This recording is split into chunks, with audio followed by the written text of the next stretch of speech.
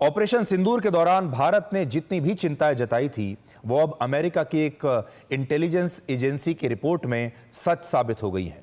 और इस रिपोर्ट में यह लिखा है कि अगर भारत का युद्ध पाकिस्तान से होता है तो इस युद्ध में पीछे से चीन ही भारत से लड़ेगा और चीन पाकिस्तान को हथियारों के साथ साथ पैसा भी दे रहा है, लोन भी दे रहा है और अब वो पाकिस्तान की न्यूक्लियर, केमिकल या बायोलॉजिकल हथियार बनाने में भी मदद कर रहा है। यानी भारत का दुश्मन नंबर 1 चीन था, चीन है और चीन ही रहेगा, पाकिस्तान नहीं है। जिस रिपोर्ट की मैं बात कर रहा हूं यह अमेरिका की डिफेंस इंटेलिजेंस एजेंसी ने जारी की है और यह रिपोर्ट इस समय मेरे हाथ में है। देखिए, यह वो रिपोर्ट है जो मैं बता रहा हूं और यह रिपोर्ट क्या कहती है। ये 2025 की world wide threat assessment report है जिसे डिफेंस इंटेलिजेंस एजेंसी ने तैयार किया है। अब हम 5 पॉइंट्स में इस रिपोर्ट को आपके लिए डिकोड करेंगे। भारत के लिए नंबर 1 दुश्मन पाकिस्तान नहीं बल्कि चीन है।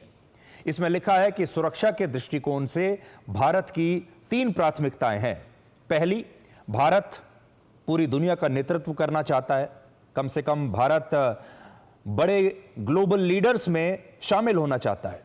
दूसरा, भारत की सैन्य क्षमता को बढ़ाना और तीसरी बात, चीन से मुकाबला करना। पाकिस्तान से सैन्य संघर्ष और आतंकवाद के बावजूद भारत पाकिस्तान को सिर्फ सुरक्षा से जुड़ी एक चुनौती मानता है, एक थ्रेट मानता है, लेकिन उसका असली मुकाबला असल में पाकिस्तान से है ही नहीं। भारत का असली मुकाबला है चीन से। इस रिपोर्ट में दूसरी बात जो लिखी है वो ये, जब पाकिस्तान का युद्ध भारत से होता है तो यह युद्ध असल में पाकिस्तान नहीं बल्कि पीछे से चीन ही लड़ रहा होता है। चीन पाकिस्तान को हथियार भी देता है और उसकी अर्थव्यवस्था के लिए उसे भारी भरकम लोन भी देता है और आज भी पाकिस्तान के पास 82% हथियार चीन के बने हुए हैं। इसलिए जब चीन भारत के साथ युद्ध लड़ता है तो वो चीन के बने हथियारों से, जब पाकिस्तान भारत से युद्ध लड़ता है तो मेड इन चाइना हथियारों के दम पर लड़ता है। इसी रिपोर्ट में यह भी लिखा है कि पाकिस्तान जानता है कि वो युद्ध में भारत की सेनाओं से कभी जीत नहीं सकता, इसलिए वो चीन की मदद से अब अपने परमाणु हथियारों को और ज्यादा आधुनिक और सक्षम बना रहा है और नए नए वेपन्स ऑफ मास डिस्ट्रक्शन भी वो बना रहा है जिनमें न्यूक्लियर वेपन्स हैं, बायोलॉजिकल और केमिकल हथियार भी इसमें हो सकते हैं। इन हथियारों को भी कहते हैं, इनको वेपन्स ऑफ मास डिस्ट्रक्शन कहते हैं और यह जानकारी अमेरिका की ये इंटेलिजेंस एजेंसी खुद अपनी रिपोर्ट में बता रही है। तो ये बहुत चिंता की बात है और चिंता की बात इस बार भी आपको नजर आई होगी। आपको याद होगा भारत और पाकिस्तान के बीच ये युद्ध तो 4 दिन ही चला था, लेकिन उसके बाद ही पाकिस्तान ने धमकी देनी शुरू कर दी थी कि उसके पास न्यूक्लियर हथियार हैं और वो इन न्यूक्लियर हथियारों का इस्तेमाल भी कर सकता है या फिर ये न्यूक्लियर हथियार खतरे में आ सकते हैं। ये भी हो सकता है कि पाकिस्तान के न्यूक्लियर हथियार आतंकवादियों के हाथ लग जाएं। यानी पाकिस्तान में ये जो न्यूक्लियर हथियार हैं ये भारत के लिए एक बहुत खतरनाक बात है और अगर अब पाकिस्तान इन्हें और ज़्यादा बढ़ा रहा है, पाकिस्तान एक बात जानता है कि अगली बार भी अगर कोई युद्ध हुआ और उस युद्ध में पाकिस्तान भारत को नहीं हरा पाया, तब आखिरी विकल्प के तौर पर वो अपने इन न्यूक्लियर वेपन्स को इस्तेमाल कर सकता है, केमिकल वेपन्स को इस्तेमाल कर सकता है और वो यही चाहेगा क्योंकि वो जानता है कि कन्वेंशनल वॉर में, पारंपरिक युद्ध में वो कभी भी भारत को हरा नहीं पाएगा। इसलिए जब वो ऐसी स्थिति में पहुंच जाएगा तब उसका जो आखिरी रास्ता है वो ये न्यूक्लियर हथियार ही है। अब ये बात अमेरिका खुद अपनी इंटेलिजेंस एजेंसी की रिपोर्ट में कह रहा है। यानी अमेरिका जानता है कि पाकिस्तान न्यूक्लियर हथियार बना रहा है, बायोलॉजिकल या केमिकल हथियार भी बनाने के बारे में सोच रहा है या बना रहा होगा। ये कितनी खतरनाक बात है कि भारत के बिल्कुल पड़ोस में कुछ 100 किलोमीटर की दूरी पर न्यूक्लियर हथियार बन रहे हैं, केमिकल हथियार बन रहे हैं, बायोलॉजिकल हथियार बन रहे हैं। अब अमेरिका वही देश है जिसने वर्ष 2001 में आतंकवाद को मिटाने के लिए अफगानिस्तान में अपनी सेनाओं को भेजा था। फिर वर्ष 2003 में इसी केमिकल हथियार को नष्ट करने के लिए उसने इराक पर भी हमला किया था, आपको याद होगा। सद्दाम हुसैन पर जब हमला किया गया था तो यही कहा गया था कि इराक में केमिकल वेपन्स हैं।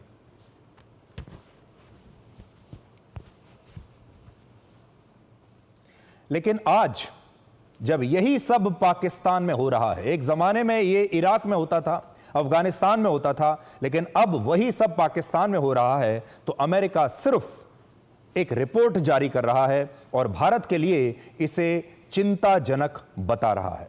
इस समय पाकिस्तान आतंकवाद का सबसे बड़ा गढ़ है और पाकिस्तान में चीन की मदद से परमाणु, केमिकल और बायोलॉजिकल हथियार भी विकसित किए जा रहे हैं। लेकिन यहां अमेरिका चुप बैठा है। अमेरिका खुद आकर इन हथियारों को नष्ट नहीं कर रहा, बल्कि वो IMF के ही जरिए पाकिस्तान को लोन भी दिलवा रहा है, और यह बात भी आपको आज पता होनी चाहिए। तीसरी बात इसमें है कि भारत पाकिस्तान को अपने लिए मुकाबला मानता भी नहीं है। भारत और पाकिस्तान की कोई बराबरी नहीं है और भारत यह बात जानता है कि पाकिस्तान उसके लिए कोई मुकाबला नहीं। लेकिन दूसरी तरफ पाकिस्तान को लगता है कि उसके अस्तित्व को भारत से ही सबसे ज्यादा खतरा है। तो इस रिपोर्ट में यह बात साफ साफ लिखी है, जिसमें मैं आपको थोड़ा पढ़ के बताता हूं। Pakistan regards India as an existential threat and will continue to pursue its military modernisation effort, including the development of battlefield nuclear weapons to offset India's conventional military advantage. यानी कन्वेंशनल वॉर अगर हुआ तो भारत पाकिस्तान पर भारी पड़ेगा, और इसी एडवांटेज को कम करने के लिए, भारत के इसी फायदे को कम करने के लिए पाकिस्तान अब परमाणु हथियारों को पहले के मुकाबले कहीं ज्यादा विकसित कर रहा है, ताकि वो भारत को अपने परमाणु हथियार दिखाकर डरा सके, और कभी अगर ऐसा विकल्प कोई आ गया तो इस्तेमाल करने से भी शायद पीछे नहीं हटेगा। पूरी दुनिया के लिए बहुत खतरनाक बात है। और आज हम ये कहना चाहते हैं कि अमेरिका की जिम्मेदारी सिर्फ ये रिपोर्ट जारी करके खत्म नहीं हो जाती। रिपोर्ट जारी कर दी आपने बता दिया कि पाकिस्तान में ये हो रहा है, लेकिन अमेरिका कर क्या रहा है? अमेरिका को क्या वही नहीं करना चाहिए जो उसने अफगानिस्तान में किया था? क्या वही नहीं करना चाहिए जो उसने इराक में किया था? आज अमेरिका इस बात को लेकर चिंतित क्यों नहीं है? आज दुनिया के जो बड़े बड़े देश हैं, संयुक्त राष्ट्र है, उनके लिए यह रिपोर्ट चिंताजनक होनी चाहिए और उन्हें यह देखना चाहिए कि पाकिस्तान को यह सब करने से कैसे रोका जा सकता है। पाकिस्तान ने अगर कोई ऐसे हथियार विकसित कर लिए हैं जो कि केमिकल हथियार हैं, बायोलॉजिकल हथियार हैं, न्यूक्लियर हथियार हैं, तो दुनिया को कुछ ना कुछ ऐसा करना चाहिए कि वो इन हथियारों को अपने कब्जे में ले ले और या फिर इन्हें नष्ट कर दे। चौथी बात इसमें लिखी है कि जब पाकिस्तान पूरी तरह से चीन पर निर्भर है, तब भारत मेक इन इंडिया के तहत अपने ही देश में खुद के हथियार बना रहा है और अपनी मिलिट्री सप्लाई चेन को मजबूत कर रहा है। पाकिस्तान तो पूरी तरीके से चाइना के हथियारों पर निर्भर कर रहा है, लेकिन भारत इस समय मेड इन इंडिया हथियारों पर काम कर रहा है। हमारे देश के जो नेता मेक इन इंडिया को नाकाम बताते हैं, जो कहते हैं कि मेक इन इंडिया जो हमने स्कीम शुरू की थी उससे कुछ फायदा नहीं हुआ, जिन्हें सिर्फ पश्चिमी देशों की रिपोर्ट्स पर भरोसा होता है, उन्हें अमेरिका की इस सरकारी इंटेलिजेंस एजेंसी की रिपोर्ट पर आज भरोसा होना चाहिए और उन्हें यह रिपोर्ट पढ़नी भी चाहिए और समझना चाहिए कि भारत कैसे अपने खुद के हथियारों से चीन समेत पूरी दुनिया के देशों को आज हैरान कर रहा है।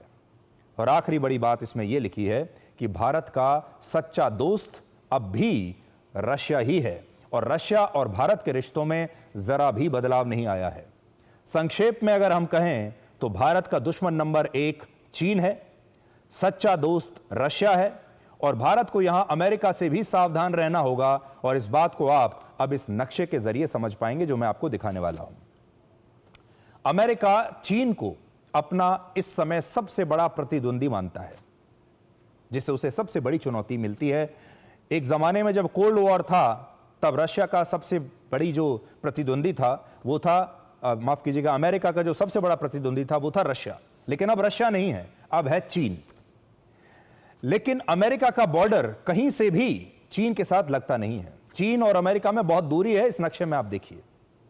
यानी अमेरिका और चीन दोनों एक दूसरे से बहुत दूर हैं और दोनों के बीच सीमा से जुड़ा कोई टकराव इस समय नहीं है और आगे भी नहीं होगा।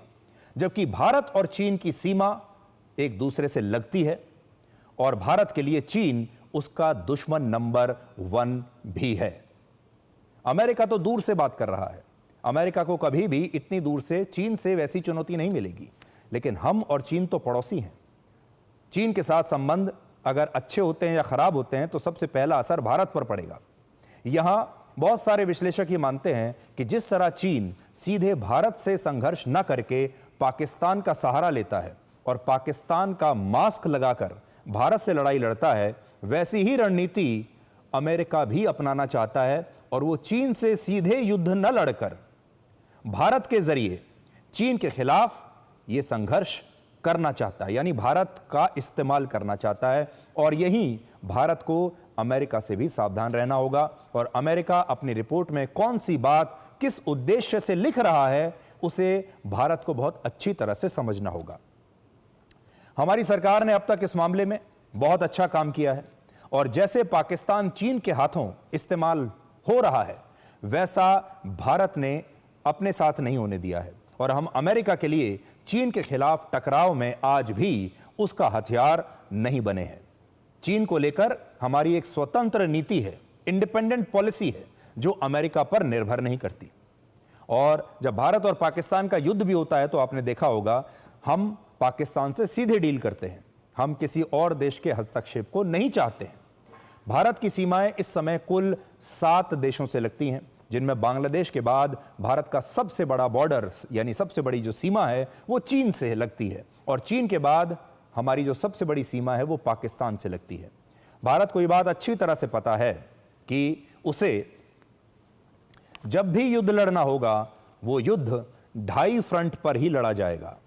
इनमें पहले फ्रंट पर चीन होगा, दूसरे फ्रंट पर पाकिस्तान और चीन होंगे और आधे फ्रंट पर हमारे देश में वो लोग होंगे जो इसी देश में रहते हैं। और जनरल बिपिन रावत ये बात कहकर गए थे।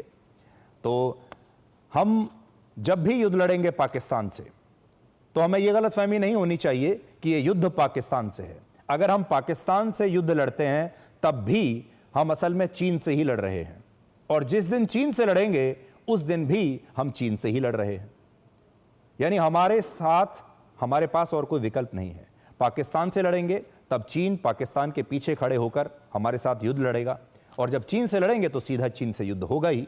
तो 2 फ्रंट तो ये हो गए और आधा फ्रंट जो है वो है हमारे अपने ही देश के लोग जो इस तरह की युद्ध में भी हमारी सेना का साथ नहीं देते, इस तरह की चुनौतीपूर्ण स्थिति में भी अपने देश का साथ नहीं देते, पाकिस्तान की तारीफ करते हैं।